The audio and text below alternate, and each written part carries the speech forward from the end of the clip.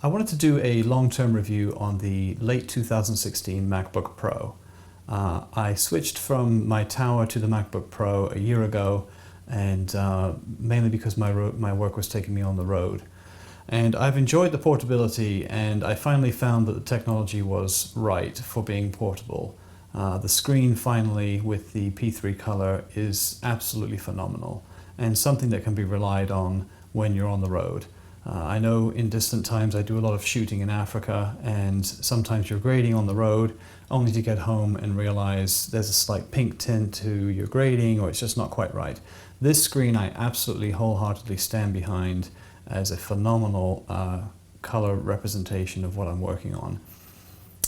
The other thing that's incredible about it is its ability to drive two 5K monitors as well as its own screen, like the two 5Ks sitting behind me. Without breaking a sweat. That to me is a phenomenal achievement in graphics power. And it runs Final Cut Pro very fluidly, but there are a couple things that I'm not happy with. Number one is the sticking keys. I do love the new keyboard, and it's incredibly fast to type on. In fact, I pulled out my old wireless keyboard. Used to think that was so super slim and quick, and it feels like I'm on sponges. This keyboard is so tactile and responsive and very quick that it's almost like typing on glass, but with just a little bit of tactile response. It's that shallow, which enables me to type very quickly. The other thing, the fan noise is nice. It's kind of like this distant sound. You're sort of, what's that sound? And then you realize it's your fan. It's just the way they distribute the sound with the alternating shape of the blades that make it kind of an unusual sound instead of a normal fan sound. So overall in the working environment here, it's been great, but the sticking keys are a problem. And what happens is sometimes keys just don't work. The arrow key won't work. Today it's the B key. I don't know if dust shifts around under there. I don't really take it on the road very much, so I'm not sure what the problem is. I've actually sent it off to Apple twice for repair. I've had two keyboards replaced, and I'm up for my third repair, and I've actually asked for a replacement. So definitely be aware of that when you're looking at this machine. Yes, it's got great performance, but there are issues with that new keyboard design that they have not resolved yet. I thought it was unique to me, only to look online and see that a lot of people are suffering from this keyboard problem. Now, whether it's dirt or whether it's just a function in the keys themselves, I'm not sure. It seems like it's contaminants because the way it changes from key to key. So I'm not sure what's going to be done about that. The other thing that really bothers me, and I'm sure there could be a solution to it, is no matter how careful you are, and like I say, I've only been on the road a handful of times, I have a really good case for the MacBook Pro, the keys actually do scratch the screen. There's marks on my screen already. In fact, there were marks on my screen within the first week.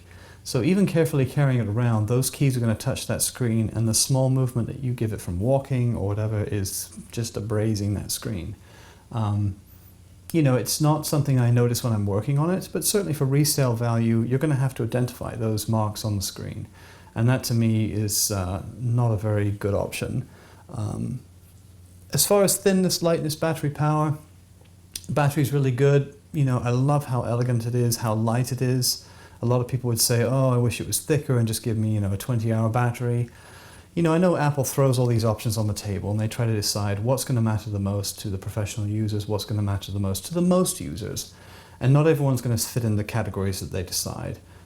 Me personally, I actually am happy with the battery life. And, you know, yes, I can only hammer Final Cut Pro for a couple of hours, whereas I can web browse for many more hours than that.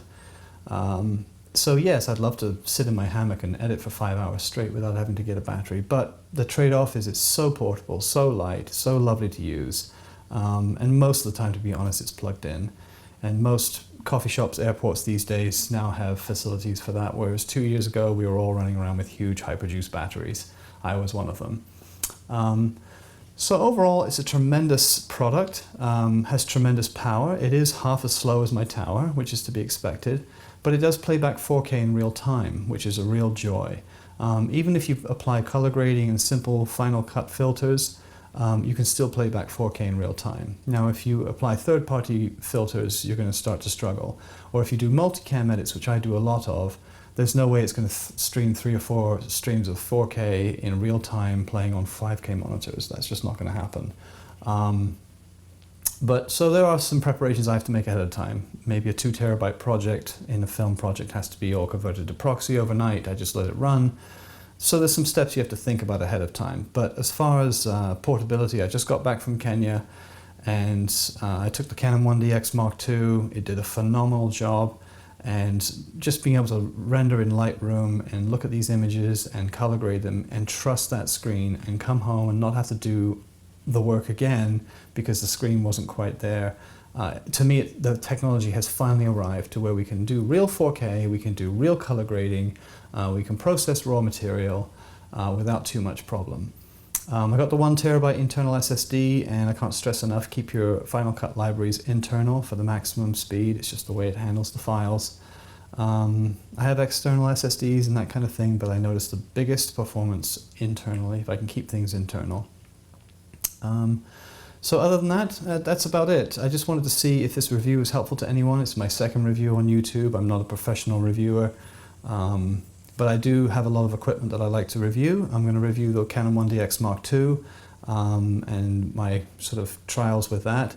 I'm going to review the LG monitors behind me and let you know what a long-term test on those are.